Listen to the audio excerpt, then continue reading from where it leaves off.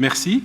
Nous voterons contre cette session et par extension contre toutes les autres délibérations qui concerneront ce projet Climax.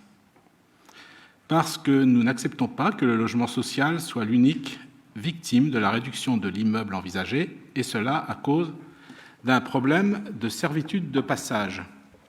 Problème qui aurait été aussi facile d'anticiper hier que de constater maintenant. Ce n'est surtout pas la longue et redondante justification de Roch-Brancourt en commission qui a su nous convaincre. C'est probablement le fait d'une vérité difficile à dire. Il semblerait en effet qu'Angéloire Habitat n'ait plus les moyens financiers pour prendre sa place dans ce projet, pas assez rentable dorénavant dans la nouvelle configuration.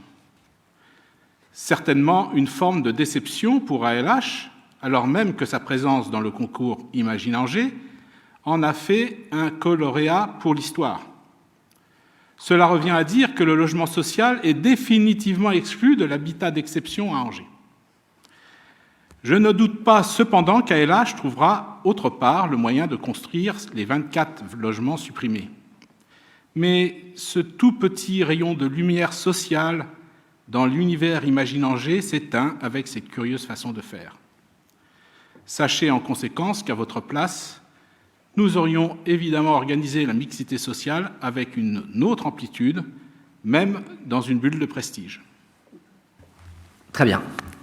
Monsieur Le Floch, à un moment, les choses doivent être mises à leur place.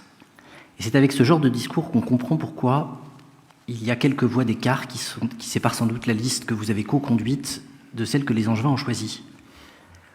Parce que expliquer qu'à cause d'une servitude de passage qui nous oblige à réduire la taille d'une opération de ce type, c'est le renoncement à une ambition sociale quand on est engagé dans un programme de renouvellement urbain d'un demi-milliard d'euros, ça prête à sourire ou à se moquer. Je vais rester dans le premier cas de figure. Nous choisissons de garder la résidence senior et l'opération d'agriculture urbaine. Et je suis certain que vous auriez eu exactement la même intervention pour nous dire qu'on renonçait à toute ambition écologique s'il n'y avait plus l'agriculture urbaine ou à toute intention intergénérationnelle. Donc quand on veut faire feu de tout bois, il y a aussi un moment où on finit par se brûler. Et c'est exactement ce que vous venez de faire.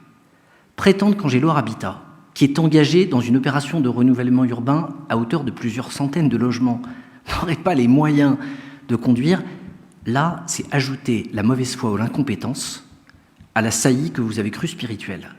Et en l'espèce, je vous invite à lire le rapport de l'ANCOLS, qui est l'organisme chargé de la gestion. Ça vous évitera de nous faire perdre collectivement du temps en jouant sur les peurs des Angevins. Nous passons au vote. Que ceux qui sont favorables à cette délibération veuillent bien lever la ou les mains. Que ceux qui souhaitent s'abstenir ou voter contre le fassent maintenant. 5. Je vous remercie.